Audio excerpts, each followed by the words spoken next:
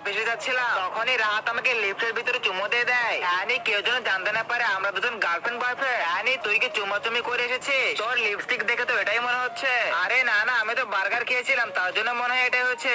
এই নাও আনি, এটা হলো অনেক দামি লিপস্টিক। আরে এটা তো সেই লিপস্টিক যেটা আমি ঘর থেকে দিয়ে এসেছিলাম। হ্যাঁ, এটা আমি আমার বয়ফ্রেন্ডের ঘর থেকে চুরি করে নিয়ে এসেছি।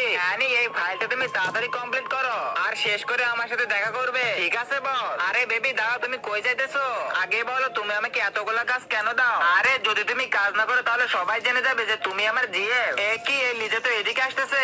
আরে আরে তুমি এটা কি করতেছো? আমি তোমাকে ছাড়বো না। সরি বেবি, ওই লিজে এসে পড়েছিল তাই আমি তোমাকে ফেলে দিয়েছিলাম। আরে এখানে কি হচ্ছে এটা? আমি তো কিছুই বুঝতে পারতেছি না। প্রিয়া তুমি জানো কি আমাদের রাত বস কতটা স্মার্ট? আমি তো রাতকে পটাবোই। এরপর যখন রাতের বার্থডে পার্টি হয় তখন এই রাতে শাড়ির উপরে কোল্ড ড্রিঙ্কস পড়ে যায়। আরে বস আপনি এখানে বসেন, আমি স্বাদ নিয়ে আসতেছি। দাঁড়াও রাত, আমি পরিষ্কার করে দিতেছি।